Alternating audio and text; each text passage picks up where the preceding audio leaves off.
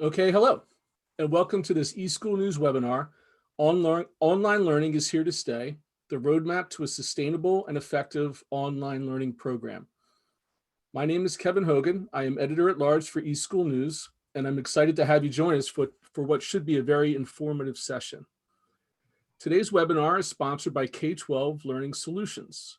The company has been a leader in strategic solutions to solve district challenges. Their flexible online and blended learning options boost modern instruction and promote lifelong student success.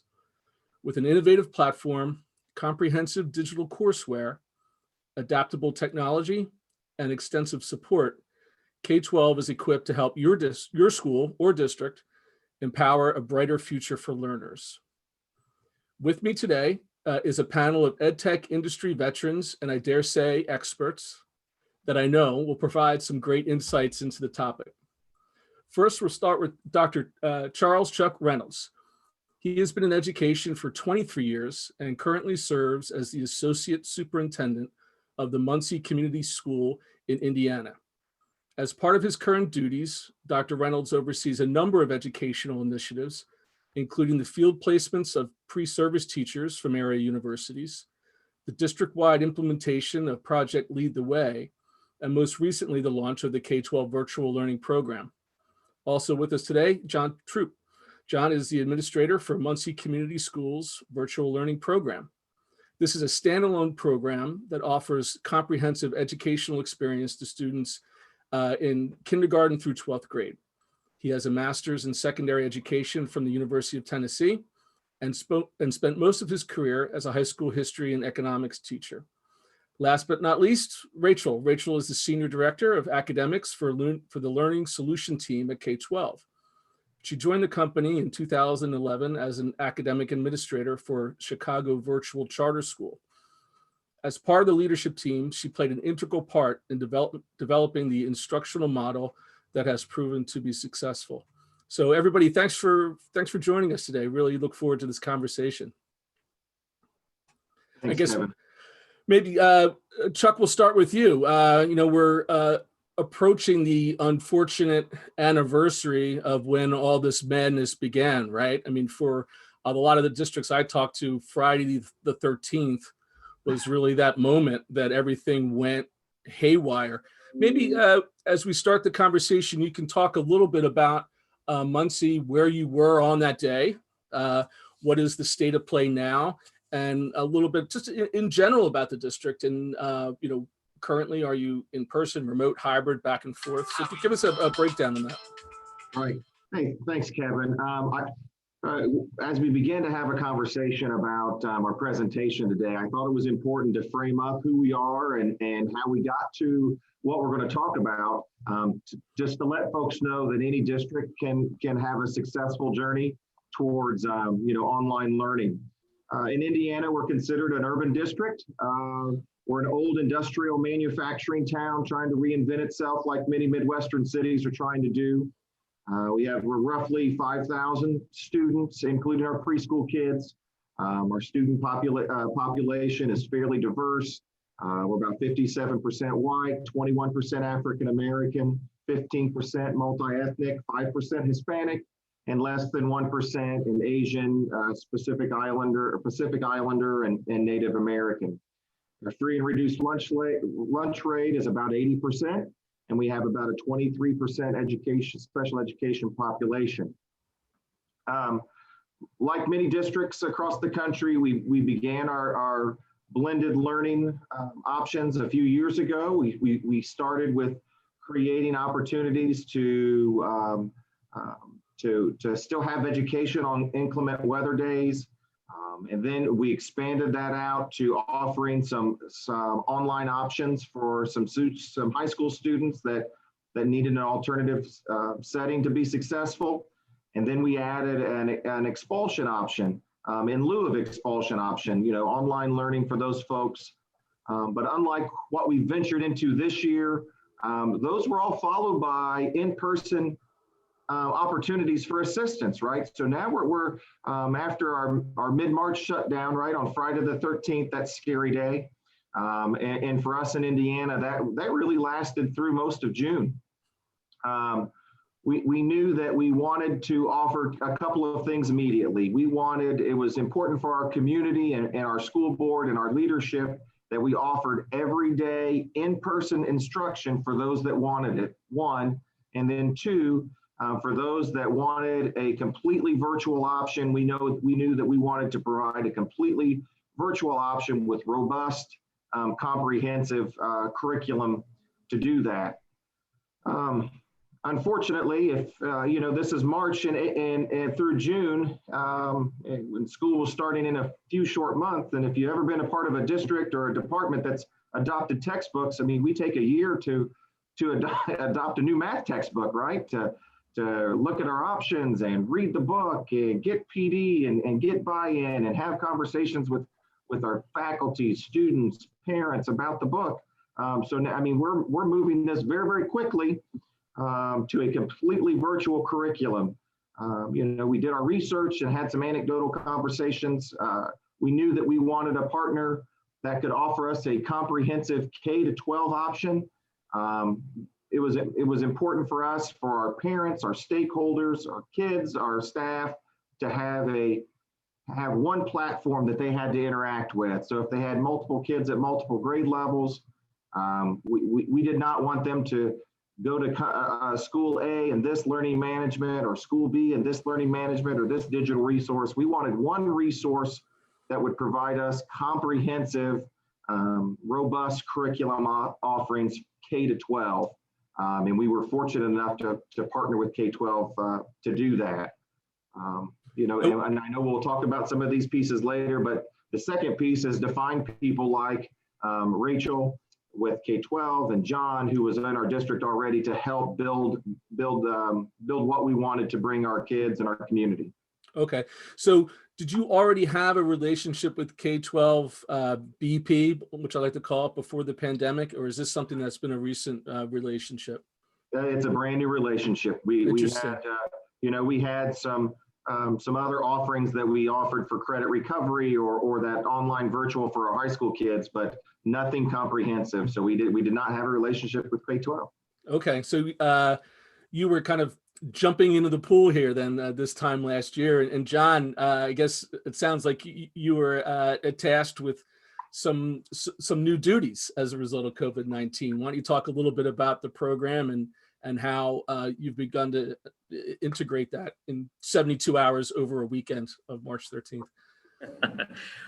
Well, so I came in, I was the overseeing that expulsion program that Chuck had mentioned. So, working in the e-learning space, but again, nothing like what we have now. So over the summer, the plans for the program, I wasn't really involved with most of the plans, but I started to hear more and more about what the district was going to do, and I had the opportunity to come in to be involved, and was really, my involvement started kind of at the end of July. So I was really brought on board there right before school started. And we had, the district already had the partnership in place with K12 at that time. So it was a steep learning curve for me, as it was for our teachers who were also brought in. Most of them were sort of introduced to the new program around that time. So we all sort of felt like we knew we had a lot to learn in a very short time. And working with Rachel and with some of the others at K12, we got as much training as we could in a short period of time. And I think that a district looking to go through this process not under the stress of a pandemic, I think that's not usually the ideal way that people prefer to do things. So we made it work, and we were able to start on August 11th on our target start date, with a lot of hard work and just a lot of calls to Rachel and to trying to figure out exactly what it was that we had to do. And that was the tough part at the beginning, was figuring out which part of this process do we have to really control, and what we were even at the point where what are the steps that we need to do in the next hour we were kind of looking at things on that scale. Yeah. So we opened. I won't say it was a seamless opening of school, but we hit our target date. We had students in classrooms, totally virtual, and it was from my perspective, anyone that was that saw our end of things, I think would say it was a success. So, and then the first few weeks, we were still learning as we went, and I think that probably hit our stride around week 2 or 3, with familiarity with the platform, with understanding how to communicate with our parents and our students in the most effective ways. And those have all been things we've continued to grow and learn and expand on. So, and Rachel, I think, can probably talk to the ways that, K12, they have a lot of experience with opening, schools up. And so they were able to help us a lot. But I don't think even they had much experience with opening schools in a pandemic. So. Absolutely not. And Rachel, before I get to you, I want to remind the audience, I think I was remiss at the beginning. If you have a question for John or for Chuck or for Rachel, please feel free to enter it into the chat down below or using the Q&A. Probably around 2:40, we will open it up to questions and answers. So in the meantime, if you could put your questions in there. But so Rachel, a long time experience working with school districts, right? Since 2011, probably never considered a pandemic to be part of your business relationships with these folks. Talk a little bit about, and I'll also say this, that I know not only K12, but most of the ed tech industry and the conversations that I have had really stepped up and really stepped out to schools and kind of everything. I mean, from Google on down to like the small math curriculum software, and said, you know what, let's get it together. Let's get kids connected. Let's put it together. Talk a little bit about how you became a customer service representative, once was an enterprise software integrator.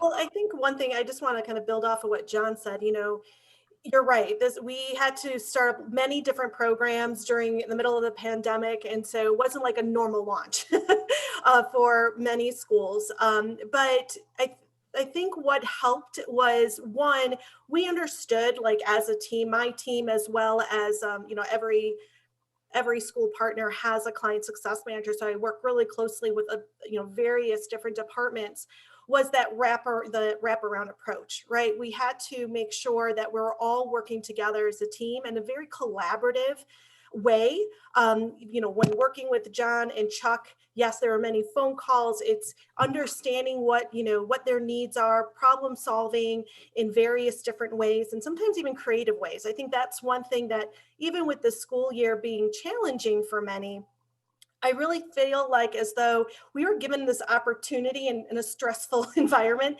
to be innovative, right? We really were able to start thinking, what are different ways that we're going to engage these students. For many, this was a learning curve for them as well. So even though they might be on technology and using other resources maybe in that brick and mortar environment, so they were involved with technology, but to learn, virtually completely it's a new learning experience for parents, for teachers, for the students. So again, really taking that collaborative approach, understanding the community of learners that we had to be, engaged with, and then working, taking differentiated approach to how to address those concerns, those questions, and those issues that the particular school might have. Yeah. So, one of my main focuses, like I mentioned, was solutioning. Like that pandemic, was understanding, what their current need was, because many of these partners, just like Chuck and John, we've had conversations, right? I asked them, okay, now we're in second semester, what's your long-term goal? And they really had to take a pause. I call it our change story, right? So here you started because you had to address a particular issue, but we're, to be honest, this conversation of virtual learning is continuing. And I really see us, approaching online programming in a variety of ways and innovative ways, just because of the we are placed in this kind of pandemic situation where many different even software companies are developing different things. So how do we leverage all of these resources in the most effective way? And like, Chuck mentioned, we're trying to do it in a one-stop shop kind of approach. But again, leveraging the resources that the district has as well to best, address the student need and the community need. Yeah, Chuck, did you have a thought that you? Well, I just wanted to say too that Rachel is fabulous, and so don't think that everyone's going to get our Rachel, because you're not. But, she's fabulous, and it was not ideal situations, and we had many conversations about, hey, why can we pause? Can we launch this a little later? And we were pretty adamant about starting with our regular start date on August the 11th. And Rachel and the K12 team never told us no. They said, okay, like she said, let's problem solve and figure out how we can get this going and meet your needs and the needs of the district and the needs of the kids. Yeah. Well, let's go a little deeper into the weeds there when we look at August. Kind of, if you can, John, give us a description of the day-to-day where the students now in a one-to-one situation. What percentage were at home? What percentage were in school? Give us kind of a scenario there, or Chuck, whoever.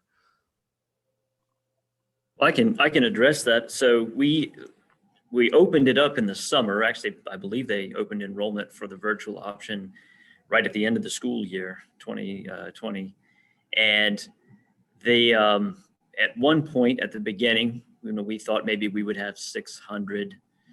So maybe 5% of the district would opt for virtual, and when we started, the numbers just kept climbing. Mm-hmm. So we wound up on day one, I think we officially had 1,200, something like that. And it quickly ballooned up to, I think at one point, 1,600. So we had over 10% of the district at one point, in our program. We were the largest school in the county, just by numbers. And, we weren't prepared for those numbers. We weren't prepared to see those numbers. So we did have to do some adjusting. And we had a lot of movement back and forth as well, because, and people that work in Title I districts or Title I schools may understand this, but you do have a lot of movement of students during the middle of the school year. So those numbers didn't stay that high. We did have people moving back to the buildings, but yeah, we definitely opened with more enrollment than we had expected. Okay. So, that being one of our major challenges was just how do we accommodate, and Chuck might want to speak to this, after me, how do we accommodate this unforeseen need? How do we, move teachers around? How do we, obviously building space is not an issue, but what are all the other things that we have to think about? And Chuck was involved with more of those conversations at the district level. So I don't know if you want to. And then also, to be clear, the setup, the model was that you had a virtual academy. If anyone was remote, they were remote. And if you were in person, you're in person. It wasn't a combination. Correct. It was not hybrid. It was, you chose one or the other. And we were calling it a program. It was a program within the district. So not a separate school, but that's really more semantic, when it comes down to it, because if you were if you were in our virtual learning program, you didn't go into the school building at any point. So yeah, interesting. Rachel, talk a little bit. Is that a change to how K12 would provide those services before COVID, or was that a setup that districts usually had? So we've supported and launched a variety of different programs. So for example, in Chicago, students came in 3 days for 3 hours, 1 day a week. The rest of the time is virtual. We have schools, we had flex model schools. So in New Jersey or in California, where students actually went into the building using, our curriculum platform and supported the instructional model there, to 100% virtual, right? So everything in between. I think we will see that even if you research or read the articles there, right? The continuum there is it's vast, it's large. You're going to see even a variety of that, right? A little bit of, maybe 2 days a week full-time, the rest virtual, which is one that actually exists in Indiana, for instance. So I think what's different, I think, is that it was more accepted to have 100% virtual, right? There were certain districts that wanted virtual but couldn't, so they needed that face-to-face piece. So that led to a hybrid type of support and model and implementation, to where the pandemic, where they had to respond, right, to this need where students, the safety and the health concerns that were brought up by parents to wanting to have their child stay at home. So districts had to respond to that. So I would say there has been an influx of that particular type of model, obviously. Interesting. Chuck and John, can you talk a little bit about one of the phrases that I keep hearing is synchronous versus asynchronous learning, and the connections with students, and especially in the spring, the focus seemed to be on synchronous. I mean, if nothing else, just get in contact with the kids and make them feel safe and connected, and then back up into the fall to start looking at maybe a little bit more asynchronous situations and getting teachers up to snuff with professional development and actually having, as normal an experience as we can. Can both of you guys talk about that kind of shift from, or if you have a synchronous versus asynchronous story to tell? Yeah, sure. So yeah, just like you said, our focus in the spring was, to provide something, and as much synchronous as possible. Our elementaries and our elementary schools are K-5. They were not set up with take-home one-to-one. Most of the classrooms were one-to-one, but they didn't necessarily have take-home devices. Our 6 through 12, our secondary schools, they were all set up with take-home devices, so they met synchronously. They had live sessions every day, or at least 3 days a week, and then they would have asynchronous assignments. Our elementaries in the spring weren't as fortunate. They would still push those out through a various sundry of learning management systems or Google Classroom or whatever it might be. It was just a potpourri of options. Going to this fall and wanting to start school, we were one-to-one. We wanted to make sure we had take-home devices for everyone. We were able to do that. Like I mentioned earlier, we've been in person every day, all day for the district. We've had that option, not a blended every other day or anything. It's been every day. We've had some classrooms quarantined and some buildings quarantined for a few days, but for the most part, we've been up and running all year. So the nice part is, now we're able to do synchronous sessions at every level. If there's a quarantine, if there's a shutdown, we offer those live in-person sessions every day for our in-person schools. Now, to get to our virtual program, we offer both of those synchronous and asynchronous times. I think at the elementary level, you'll see they do our 90-minute reading block that we have every day is synchronous. Our math block every day is synchronous, usually a small group or two of math and reading every day. And then they would have some more synchronous, asynchronous approaches to their science and social studies in our virtual program. John, any other details there you want to share? Sure. So I think one of the things that we've learned this year, one of the things we've learned this year is that you got to rewrite the rule book, or you've got to rethink almost everything about education when you're switching to a fully virtual platform. So we know how to do brick and mortar schools, and we've done it the same way for 100 years. So when you say synchronous or asynchronous, in brick and mortar, that's just in the classroom or doing homework. So we kind of had to, figure out, well, what's the right balance for our kids and our teachers. We've let our teachers lead the way on that, and we've listened to our teachers and gotten feedback from them on, well, how much live synchronous time do students need? And it varies from grade level and also varies from student to student, which is where that personalization piece can hopefully, come in for students. Yeah.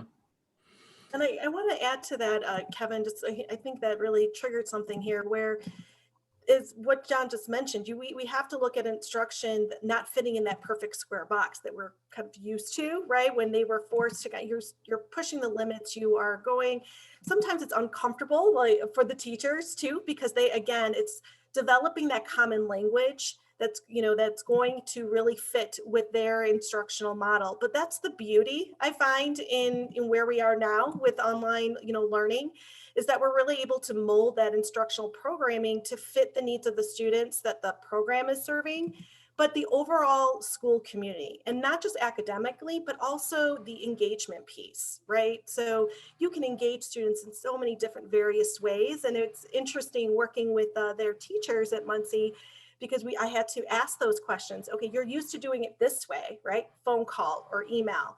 And it's like, well, let's start thinking about other ways that we can engage these students. It doesn't mean you can't have them involved in contests or have them, have peer-to-peer discussions. Like those things don't go away. We just have to approach it in a different lens or look at it in a different lens. Yeah.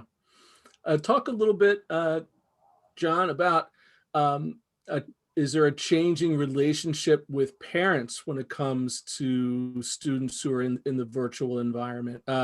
As a parent myself, I have never spoken to my kids' teachers more in the past 9 months than I have in 15 years, right?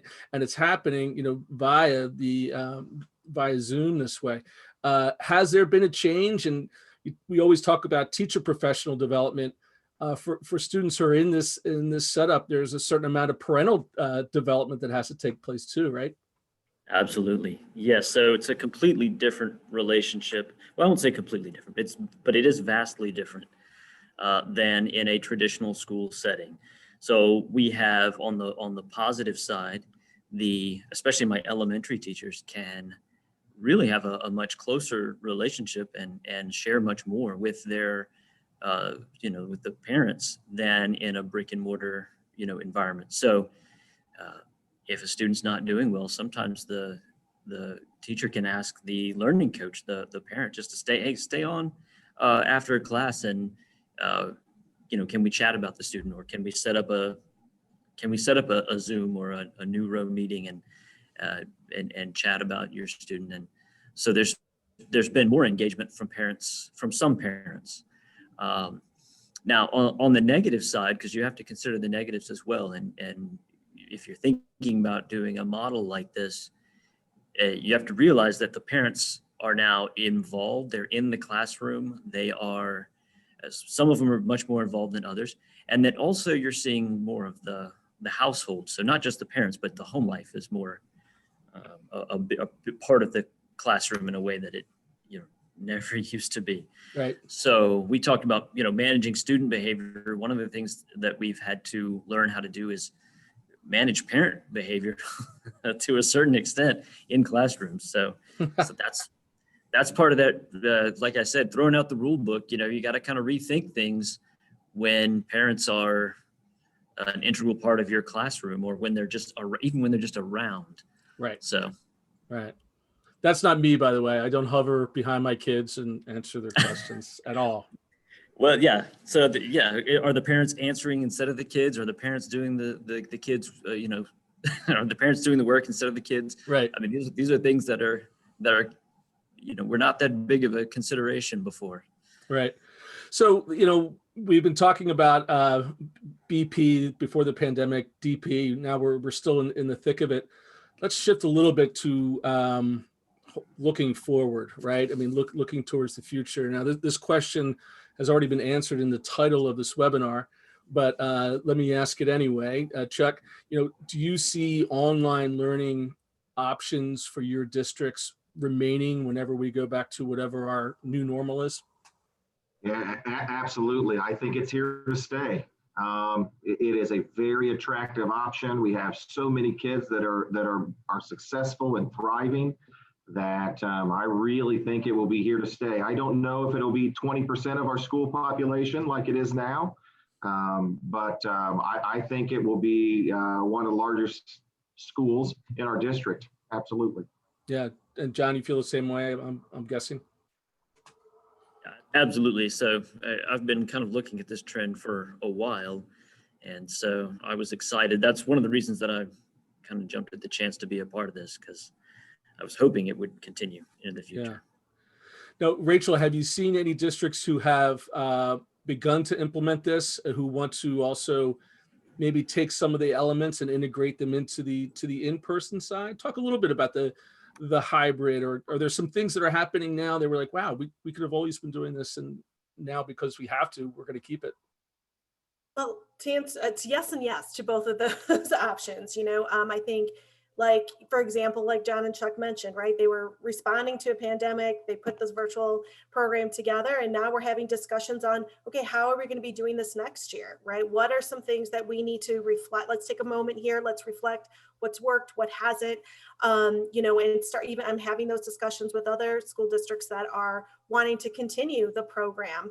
But this is an opportunity now to take a pause and say, okay, let's look at, again, those resources, certain policies, right? Because especially like, in a Muncie situation, we literally have what I think Chuck and John, like 2 weeks, like we're quickly like putting everything together. And so there's certain things, you have the framework, but now let's really look at this framework and dig deeper and put some of those additional best practices together to continue to sustain a successful program moving forward. In addition to the other side, right, you have some school partners that, or district partners that are looking at, we have this, but want our kids to go back. So we have hybrid programs. They want to go hybrid. So having that discussion, how can we take this online curriculum, right, and then it be flawless in that transition in the classroom, right? So how does that look? And, a couple of questions to ask yourself. Well, what are the expectations on the teacher? What are your academic goals? What is the purpose, right? So start asking some of those strategic planning questions, and dig deeper a little bit on, so that way you can really create the program you want, and then can almost like backward design, right? What's the end goal? And then working backwards to be able to make sure we can achieve, what they're trying to do. So yeah, many conversations going in different directions, because again, response to whether they want to, this option, parents are really liking it and they want this to now to be continued as an option in their school district, while others are even wanting to add a different option. So in addition to the virtual, how do we create a hybrid, right? So a combination, sometimes we're even adding to the plethora of options that certain school districts have right now. Yeah. So I think Muncie is a really good example of a district. You weren't starting from scratch, but in terms of having a virtual program is pretty much there. And now you're on the leading edge. You're on the cutting edge of things. What sort of advice would you have to districts who are still in the spot that you were this time last year? Unfortunately, there are many, many schools who they've made the connections, they had the Zoom calls, but they don't have any sort of comprehensive, holistic solution to even begin a true remote setup, let alone maintain one. So, Chuck and John, any advice to those folks who are in the audience here who want to take those first steps? Yeah, I could say this: don't do it in a month or 2 weeks, right? I mean, that was some high stress, sleepless nights. Yeah. But surround yourself with some good thought partners and be thinking, be gathering information on how you can meet the needs of kids and the needs of your community. Get in, do your research, have some conversations. If it can happen in a district like ours, we have lots of challenges like many districts, but I'm telling you, it can be a successful and a very useful opportunity for your community and your school. Yeah. John, any thoughts there? I would just say, having a core group of the right personnel, at the core of it, and then getting that buy-in from the teachers, from your IT department, from all of the internal players that you need to have. it's important that you form a team. It doesn't have to be a big team, but you do need a team that's going to be willing to do the research and do the work, like Chuck is mentioning. Yeah. So. And I'd say that we were so fortunate. So we were given a lot of grace from everyone as we started the program, right? Folks were very gracious and understanding what we were trying to do and how quickly we were trying to do it. But to get those right teachers, I mean, we just asked for volunteers, and we have first-year teachers to 30-year veterans leading our program in the classroom, and it has been perfect. We had to ask for a few more folks, like John mentioned. We thought we would have 600 or 800. We ended up with 1,600 to start. We had a wide variety of folks, but they were all committed to learning.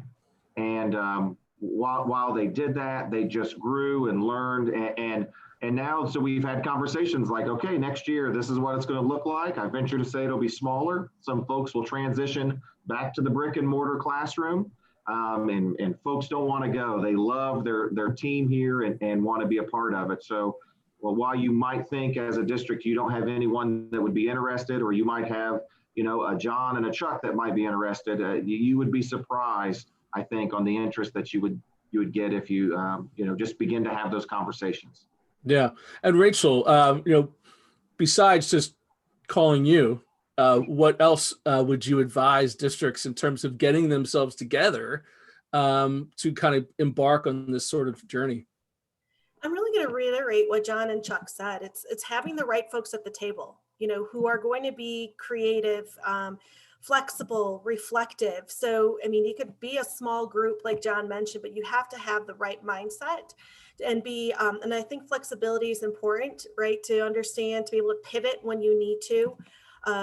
When you're looking at the qualitative and quantitative, information that you're getting from your teachers or the community, to start developing, the program there, as well as, taking a step back and looking at the resources they currently have, right? And how does that mesh with what they're trying to develop or whatever partner they're going to include in there. And I really think the thought partner needs to understand that schools or that district's mission, right? What are they trying to achieve, so that it's it's going to fit. We don't, you can't push a round peg into a square hole, right? So really having that collaborative effort happening on both sides and being reflective and flexible. I think those are just values and mindsets that are needed when you're going to start having those discussions and planning.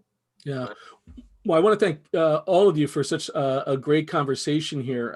One of the signs that I'm with a good group of people running a webinar is a lot of questions are coming in from the audience. So I'd like to move it over to some of the questions that are coming in here. So here's your speed round. So to just be ready, they'll be mostly softballs.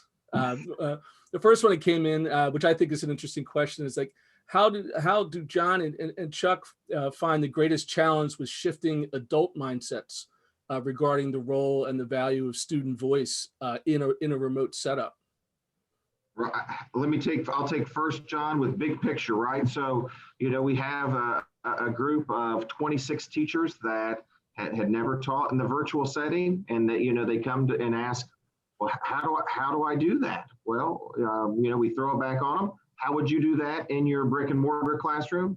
Well, I'd collaborate with this person, or, I can't get the kids to participate in discussion. Well, what do you do? Well, we have popsicle sticks or the wheel of names. This okay. So now how can we adapt that into the virtual setting, right? Just begin to have those conversations about how to make that transition happen. John? Yeah, so, and to build off of that, as Chuck mentioned before, not all the teachers that came in volunteered at first. Some of them had to be sort of convinced, and they didn't see themselves as being tech savvy, but they were all willing to learn, and that was the biggest deal. And they did. We hit the ground running. We had most of our teachers, they didn't know everything about the platform. They knew just enough. and then they just kept growing. And so I would say, you're not going to shift a mindset overnight, but as long as you convince your teachers and convince your other personnel and, let them know that you're going to be there to support them, most people are going to come along on the journey with you. Yeah. I would also add just even creating, and I think, John, right, we have our super users, right? So our Mhm. champions, Yes. and even in that group, we have some teachers. So I'm leading this super user, I would say sessions with them like twice a month. And there are some folks, some teachers in there that they even told me right off bat that are like, I wasn't sure about this. I really had my doubts. I didn't understand, but having those open conversations, and again, so they feel safe to kind of share their concerns, and then having, like Chuck mentioned, the collaboration. We shared best practices. Let's go try it. Let's come back. What worked, what didn't, and that really helped, I think, then, because then they become the agents of change, right? They're going to go out into their teacher community, and they're going to say, hey, I've tried this, or I had a wonderful experience, when in my meeting we shared this practice, it worked. And so I think slowly then, like John mentioned, you're going to get more folks saying, oh, I see the benefits, I see the successes. And that's the other thing, you have to celebrate the successes when they come, and even if it's small, because that's also going to help change that mindset as well, because they need to see the positive impact. Because teachers just want to make a positive impact. They want to see their students grow and learn. Yeah. And so if we're able to highlight those, then I think you get everyone else on board. So if nothing else, the pandemic forced us into this giant beta test, right? You had to do this whether you wanted to or not. Although I think we are going to enter a phase now, hopefully, where the questions will be: are we go back to what normal, or whatever normal is, or to keep some of these things that schools have learned and continue on? So that's a great thought, Rachel. Thank you. Another question for you, actually. Does this K-12 model work with vocational or technical school districts? Yes, it does, because we actually have career readiness programs or courses, and an implementation team as well, whose main focus is understanding those states' requirements, and then ensuring to work with the right folks to create that program. So we've seen some great successes in various different other states implementing, having students involved in those programs. Great, thank you for that. Sorry, I mean, I'm telling you, the questions are coming in a mile a minute here. This is great. And I'll also say to the audience, if we don't get to them, be assured that we will be able to follow up and answer them via email. So I can tell you right now, we're not going to be able to get through all of these before the sun sets. But another question that came in here, after this pandemic, wouldn't you send those students? Oh, I just lost it. Sorry. I'll go to another one here. Oh, no, here it is. After this pandemic, wouldn't you send those students that want to go online to an e-school, and that already exists, instead of setting up your own program? I mean, what are the advantages of a brick and mortar school continuing to provide online schooling post-pandemic? I guess that's a question of the modeling going forward, right? I mean, Chuck and John, I mean, you're going to continue this, but you still have your brick and mortar. Will there be just like a virtual academy that's forever out there, or will the students always be kind of connected to ABC Elementary or XYZ High School? Yeah, I think that the opportunity, from the nuts and bolts, district level of it, we want all those kids to stay in our district. We want them to be, even though the program is virtual, they're still being taught and led by, live teachers from the Muncie community that knows our kids and understands the community that we're serving. We just think it's important now. I mean, now that we see how successful it has been, that we want to continue to offer that for our kids. And I would add that, as we go forward, we can, even do a better job of integrating the virtual students with the other opportunities in the district. So that's really what it's about. The students could, before the pandemic, go to a virtual school that was, statewide and have that sort of experience. But by having a virtual school that's part of our district, it's more integrated with the community. It's more integrated with the opportunities that we have here in Muncie schools. They are, as Chuck mentioned, Muncie schools teachers, so they know the stuff. Many of our teachers this year, they can collaborate because they know the students. They had them last year, or they can talk to somebody who had them last year. So real advantages to continuing with this model and just improving it. Yeah. And Rachel, a question, I think this is for you, as it's a question about hybrid, where these guys aren't. But so the hybrid model is seen as daunting for many teachers who feel they must offer parallel teaching strategies, working at the same time.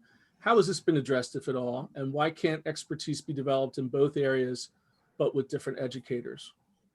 Which is basically what Muncie's doing. Right. And so, for example, like in Chicago, we had the same teachers that were teaching on site as well as virtual, but we also had another program where it was the teachers that were on site would work with the students. And then we had our virtual teachers where their main focus was that synchronous session, a small group, but also a lot of that engagement piece, right? Really connecting with the parents and the students. Making sure they have the right resources they need, if they're not on track, trying to identify those challenges, find out what's going on in the community that they can maybe assist with that. So there's various ways you can approach it. I mean, a lot of times it's due to staffing, right? So when we're having these conversations, what's your staffing model look like? What are your main goals? What are you trying to achieve? And that is correct. Then it's developing the capacities of these teachers, depending on what that model is, right? But I think one point I think someone mentioned is developing those expertise in the brick and mortar as well as in the virtual setting. And it can be done. It's just the teacher needs to, again, see how you're going to transition that learning from, okay, when they're with me, this is what we're going to be focusing on. And then when we're going to transition to the synchronous session, I think this is, for example, this is one model that I worked on. And that when they went to the synchronous session or when they were at home in that virtual piece, we really focused on interventions, whether it was enrichment or remediation. That's where the time was spent. While the students are working through their curriculum, when they're working with the teachers, it was really targeted on the differentiation piece, which I think in that virtual model, you have more opportunity to do so than when you have 30 kids, let's say, in a classroom, right? Yeah. To do that. So. Okay, John, let's go back to a nuts and bolts question. And if you can answer this correctly, you should write a book and go out on tour. But any ideas on battling Zoom fatigue from online learning? Oh my gosh. If I could bottle that, yeah. So I would say that the model that we've been using, most of our students are not spending more than half of their day on live sessions. Now the teachers, it may be different. So I don't have any magic bullet for battling Zoom fatigue, but I do think that finding that balance of the right amount of screen time it's a very important thing to do, and I do think it does. It's going to vary from person to person. So I'm trying to work with our teachers to find where does that right amount of screen time versus asynchronous work versus and making sure that teachers have the stamina to go all the way. So yeah, I wish I had that magic bullet. I'm gonna work on that now. I mean, aside going to webinars such as this, which are exactly. Yeah. Chuck, here's a question for you. I think is more of a big picture kind of administrative level. Talk about in this remote setup about still creating a community atmosphere where kids can still do extracurricular activities or be involved in sports. Has that been something that has had to be adjusted? All right. This Indiana and the different governing bodies of the athletic association, they've given some flexibility this year as far as that participation goes. And as a district, we've been very flexible about that. I guess it's one thing to go to a 1,300 student high school every day and be around all those students. as opposed to going to our virtual program all day and spending the evening with, your 15 soccer buddies at the soccer practice. So yeah, we've allowed that and have been, very flexible with that. I envision that as a key component of continuing that to build, the virtual program as its own school within our corporation. I think that will all continue. John and his team they've done a great job of building that sense of school within our virtual program. And, we started newsletters. We have a student assistant coordinator now that helps connect families to wraparound resources in our community. And it just really giving them a sense of that they have a school and can participate, do all those things that a traditional brick and mortar can do. Yeah. Now, Rachel, I guess this is a question for everybody, but talk a little bit about, I guess this is over the summertime, how the professional development. So not only are we getting students kind of acquainted with this sort of remote setup, but you had teachers that, and Chuck and John have both mentioned the different levels of familiarity or comfort or savvy with the technology. How has that changed because of this? And for our audience, how do you engage teachers in terms of getting them up to speed through the use of K12? Sure. So I look at when you're implementing using our courses and platform, training needs to be looked at. There's the functionality piece, right? How do you just navigate through the courses in the platform? But in addition to that, it's also looking at those instructional best practices and how do you blend both of those together. And, obviously, I think we'll all agree, it's not just a one-stop delivery of here's all the information. You really need to make sure that you provide it, but then provide asynchronous support. So like, for example, we have an area where teachers can go and get, video clips to answer maybe a navigational, question, to, us having a micro training session, focusing specifically on how do you differentiate within the course, to like we have here, those super user, sessions where we're bringing a smaller group to kind of talk through some of the challenges the teachers have mentioned that they're experiencing. And then for them, almost like train the trainers, right? They're going to go out and then deliver that information. So it's multifaceted and multi-layered. I think it's an important thing that you need to do. But with the training, it's that onboarding, like you mentioned, you have to onboard the parents, onboard the teachers, and onboard the students. And that's going to look differently depending on who you're working with and the delivery. But we always provide that live kind of support as well as that asynchronous support through various channels. Great. And Chuck and John, talk a little bit about how about we talk about the continuous professional development going forward? I mean, did you select certain teachers? Did teachers come to you and say, hey, I want to do this. This is something that I'm interested in. And talk about how you've been able to reshuffle faculty. Well, first of all, I'd say the super user process for us has been very successful. So I would advocate for that model. I think it would work in most settings. And our super users volunteered. So we had a few people who said, hey, would you be willing to do this? And we had some people interested. And, I think that, as a district, we have an expectation of continuous improvement, continuous professional development. So it fit in with the other sort of instructional practices, instructional PDs that we were doing. I think, there are a lot of different ways to do it, but expertise tends to congregate anyway. You tend to know in a building, I can go to this teacher and they're the ones that are going to know how to use this, let's say, digital tool. So that was starting to happen anyway among our faculty. It sort of self-selects.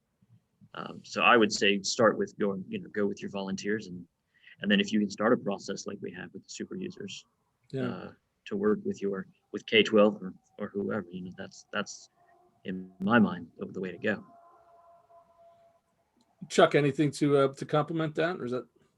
Yeah, just to follow up with what John said. I mean, professional development is one of our pillars in our our school improvement plan that we want to build our folks going into the year after the pandemic or during the pandemic or the shutdown, I guess. We partnered with a local university about offering a blended learning course online, blended learning itself, right? They took this course and so we are very fortunate now that lots of folks have at least dipped their toe into the blended learning environment through a course or just through other opportunities, let alone the expectations that we have as a district that you provide blended learning opportunities.